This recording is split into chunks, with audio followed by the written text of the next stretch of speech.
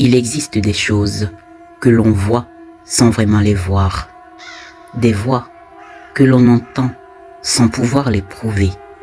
Et parfois, le véritable monstre n'est pas celui qui apparaît dans l'ombre, mais celui que les nôtres refusent de reconnaître. Cette histoire est celle d'un homme qui affirme avoir rencontré le diable, ou peut-être lui-même. Je ne sais pas quoi faire. Arrêter Thierry, qui tient un couteau et semble vouloir faire du mal à cet inconnu cynique qui, au lieu de supplier, lui sourit. Je ne peux pas dire comment je me suis retrouvé là, dans ce coin obscur, avec eux deux. Je me souviens seulement que Thierry, mon meilleur ami, m'a appelé pour aller boire un verre. Il n'allait pas bien. Il soupçonnait sa femme de lui être infidèle. Je lui ai dit que c'était impossible. Elle l'aimait trop. Il l'a appelé et lui a dit qu'il rentrerait tard à cause d'un imprévu au bureau.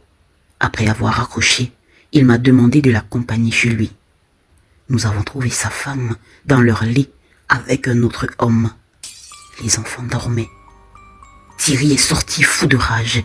Il s'est dirigé vers la cuisine, puis m'a tiré violemment par le bras pour que je le suive. Il tenait un couteau. Nous avons pris sa voiture, et après ça, je ne me souviens plus de rien. Dois-je crier? J'ai peur qu'il fasse quelque chose qu'il regrettera. Et puis, cet homme qu'il veut tuer, comment est-il arrivé là? Nous l'avions laissé dans la maison avec la femme de Thierry. Thierry répète sans cesse. Tu m'as fait beaucoup de mal, je vais te tuer. L'homme éclate de rire. Si tu m'enfonces cette lame, dit-il, je ne mourrai pas.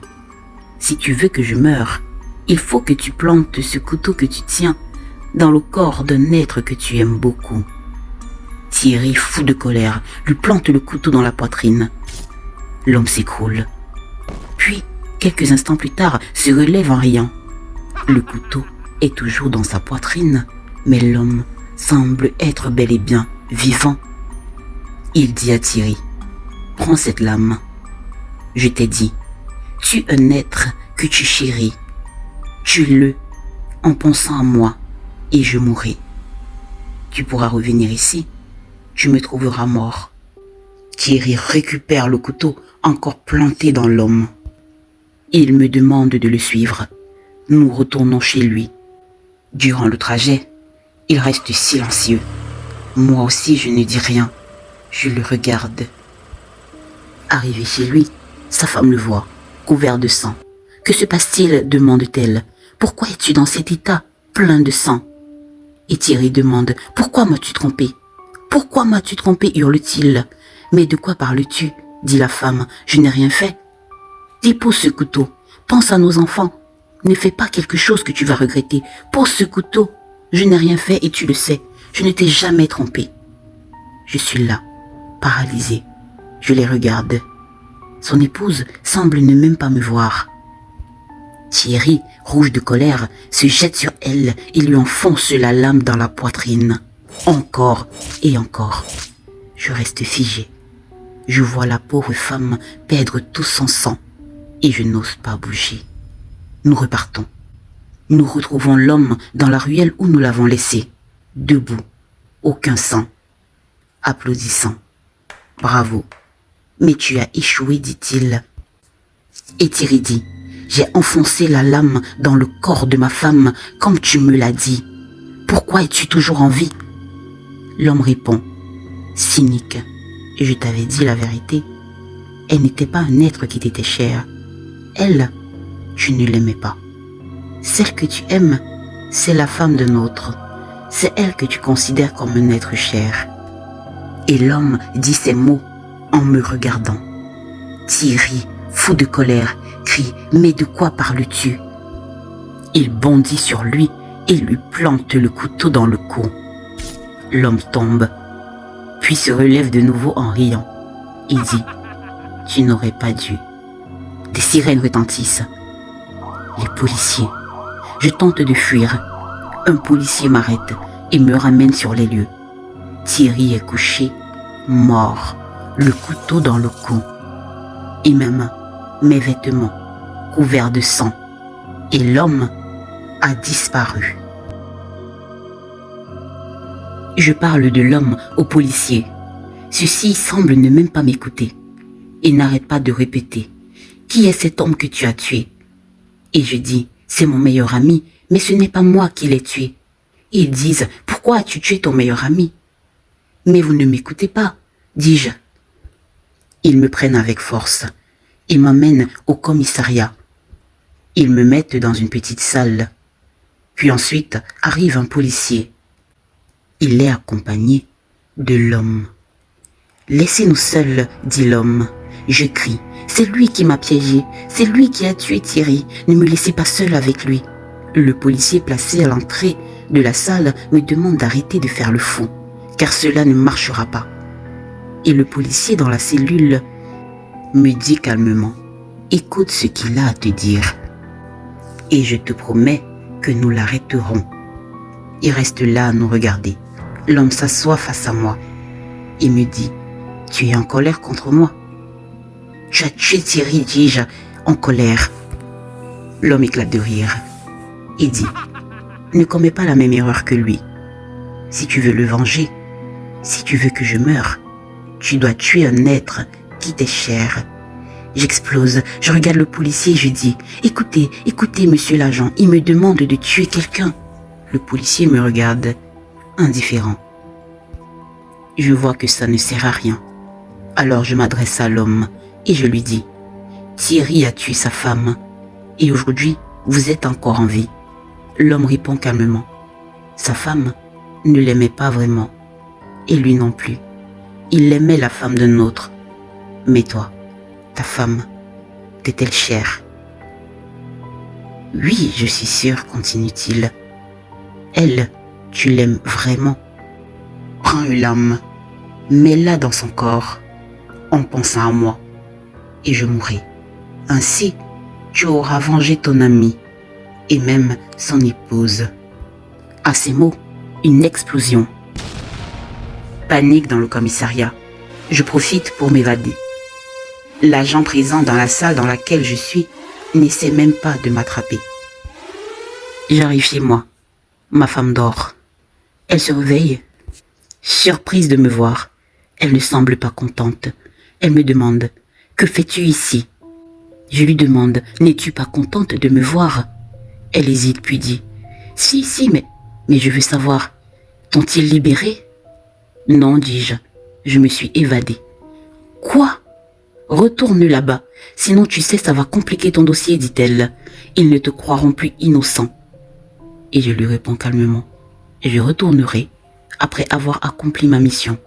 Quelle mission? demande-t-elle. Je lui dis, attends. Là, je vais dans la cuisine et je prends un couteau. Lorsque je reviens dans la chambre, elle n'y est plus. Je la trouve au salon, au téléphone. Qui appelles-tu? lui demande-je. La police, dit-elle. Raccroche, dis-je. Elle pose par terre le téléphone et me demande, un couteau? Que fais-tu avec un couteau?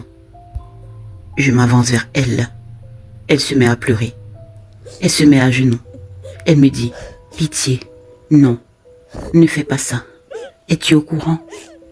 Es-tu au courant de ce que j'ai fait? demande-t-elle. Pardonne-moi, continue-t-elle. Pardonne-moi, je ne voulais pas. Et je lui demande, mais pourquoi me demandes-tu pardon, ma chérie? Tu sais, je t'aime plus que ma vie. Où sont les enfants? Ils dorment, dit-elle en pleurant. J'essuie délicatement ses larmes et je lui dis, jamais je ne te ferai du mal. Et là, l'homme surgit dans la pièce dans laquelle nous sommes. Et je dis, mais cet homme, qui voilà, a piégé mon ami Thierry, et il doit payer. Quel homme, demande ma femme, pour ce couteau, tu deviens fou. Et je m'agenouille devant elle. Je lui dis, je ne suis pas fou, ma chérie. Écoute-moi, toi et Thierry êtes les êtres que j'aime le plus sur cette terre. Si quelqu'un vous fait du mal, je dois vous protéger et vous venger. L'homme que tu vois derrière moi a fait du mal à Thierry. Ma femme pleure et me supplie en disant, pitié, pardonne-moi. Et l'homme derrière dit, tu perds du temps, fais ce que tu as à faire, j'en ai marre de cette vie. Alors, en colère, j'enfonce la lame dans le cœur de ma femme. Elle s'écroule. Et je m'assois ensuite et la tiens. en riant et en disant « J'ai réussi ». Là, surgit mon fils qui me demande « Qu'as-tu fait, papa ?» Et je lui dis en riant « Ne t'inquiète pas, mon fils, ta maman va bien. » Mon fils crie « Il faut appeler les urgences » et il court vers sa chambre. Lorsque je me retourne, l'homme a disparu. Je me lève, laissant ma femme dans le salon. Je vais chercher l'homme. Je le trouve debout dans la cuisine. Lorsqu'il me voit, il l'applaudit. Et je lui demande « Où étiez-vous? Et pourquoi êtes-vous encore en vie? J'ai enfoncé la lame dans le... Je me mets à bégayer. L'homme répond en souriant « J'ai oublié de te dire qu'il fallait que l'être en question t'aime en retour, qu'il soit de ton sang. Foutaise, dis-je. Vérité pourtant, répond-il. Je me dirige donc avec rage dans la pièce où est couchée mon épouse. Je trouve mon fils assis par terre, qui la tient et qui pleure. J'ôtèle le couteau. Mon fils pleure en disant « Non, ne fais pas ça, papa. Les secours arrivent. » Et j'enfonce le couteau dans le cœur de mon fils, qui s'écroule et qui semble mourir. L'homme surgit et éclate de rire. Il n'est pas mort. Ma femme ne réagit pas. Mon fils ne réagit pas. Mais l'homme est toujours plein de vie. Alors, furieux, je me dirige vers lui et lui enfonce le couteau dans le cœur. L'homme dit « Si tu refais cela, c'est toi qui vas mourir. » Une de mes filles nous retrouve dans la cuisine et demande ce qui se passe. En voyant du sang partout, elle se met à crier. L'homme crie aussi, en disant « Enfonce-lui la lame dans le cœur, j'en ai marre de cette vie. » Je me dirige vers ma fille et lui enfonce la lame dans la poitrine. Elle tombe. L'homme est toujours en vie. Il dit « Elle n'est pas de ton sang non plus. » Furieux, je lui demande « Mais de quoi parlez-vous? Ce sont mes enfants, ils sont de mon sang. » Non, dit l'homme, tu sais très bien qui est leur père. N'oublie pas, il reste là-haut une petite, monte, et tu l'as. Si elle est de ton sang, alors je mourrai. Fou de rage, je monte. Je trouve ma petite fille endormie. Je la regarde et je me mets à pleurer. Je jette le couteau que je tiens et je la porte dans mes bras. Elle se réveille et l'homme, qui semble calme, me demande « Veux-tu la tuer? Veux-tu toujours que je meure ?» Et je dis non, je ne veux pas la tuer, mais je veux que tu meures, que tu disparaisses de ma vie. L'homme s'assoit par terre et me dit « Tu as fait ce qu'il fallait. » Il reste là à me fixer sans parler. J'essaie de bercer ma petite fille qui se met à pleurer. La police arrive quelques instants plus tard. Je suis arrêté. Je demande aux policiers pourquoi est-ce qu'ils n'arrêtent pas l'homme assis là par terre. L'un d'eux me dit « Ne vois-tu pas qu'on l'arrête ?» Et ils éclatent ensuite de rire. Je ne comprends pas pourquoi. Je suis amené de nouveau au commissariat. Une dame me voit et se met à crier. « C'est lui le monsieur, c'est lui monsieur l'agent, c'est lui qui a trouvé sa femme à l'hôtel dans lequel je suis hôtesse. Elle était avec son ami, son meilleur ami. » Et il s'est mis à pleurer. Il disait « Mon meilleur ami, mon frère avec ma femme » et sa femme l'a insulté et lui a dit que les enfants qu'ils avaient n'étaient pas les siens, mais ceux de son ami. Il s'est écroulé, il a pleuré en répétant « Je t'aime Josine », mais elle lui a dit « Je préfère Thierry ». Alors il s'est levé en disant « Je vais me venger. Vous allez le payer tous les deux ». Puis il est parti. Mais de quoi parle cette femme, je me demande. Ce n'est pas vrai, dis-je au policier. J'ai toujours aimé ma femme et mon ami aussi. Je le connais depuis longtemps. Je ne pouvais pas lui faire de mal. Et ma femme, je sais, m'est fidèle. Et s'il arrivait qu'elle me trompe, ça ne pourrait pas être avec mon ami, mon frère. Un policier dit « Tu parles d'eux aux prisons. Pourtant tu les as tués. » Et je crie « Je n'ai pas tué mon ami. » Et s'agissant de ma femme, c'est cet homme qui m'a piégé. Quel homme, demande un policier. Et je vois la photo d'un policier accroché sur le mur. Je dis « C'est lui qui l'a emmené la fois passée dans la pièce où j'étais interrogé. »« Quoi ?» dit furieux un policier. Ne salis pas la mémoire d'un collègue. Il est mort il y a de cela 6 mois. Ou alors, le confonds-tu peut-être, demande-t-il. Non, dis-je, c'est lui. Impossible, dit le policier. Il est mort. Je crois devenir fou. L'homme m'a vraiment piégé. Le jour suivant, on me fait visionner une vidéo où je suis dans un hôtel en train de supplier Josine, en train de parler de vengeance. On me demande, tu ne te souviens toujours pas? Ça doit être l'IA, dis-je. J'ai besoin d'un avocat. Bien sûr, dit un policier qui me demande. Tu parles beaucoup d'un homme qui a tué ton ami. Comment s'appelle-t-il? Peux-tu le décrire? Je ne connais pas son nom, dis-je. Mais il a demandé à mon ami de tuer sa femme. C'est lui qui a tué mon ami. Ce jour, lorsque vous m'avez arrêté dans la rue, il était avec Thierry et moi. Ok, dit le policier. Peux-tu faire une description de lui? Et un spécialiste viendra et fera son portrait robot. Oui, bien sûr. Et le spécialiste arrive. Je décris l'homme. Pendant ce temps, le spécialiste fait son portrait robot. Quelques minutes plus tard, le policier qui regardait l'homme dessiné appelle ses autres collègues. Je me dis, peut-être qu'ils savent de qui il s'agit. Ils ne me présentent pas le résultat. Ils font sortir le dessinateur. Ils discutent avec lui. Puis le policier revient vers moi et je lui demande, avez-vous reconnu l'homme? Savez-vous qui c'est? Oui, dit le policier. Je suis soulagé, dis-je. Vous aussi le connaissez, dit le policier. Moi?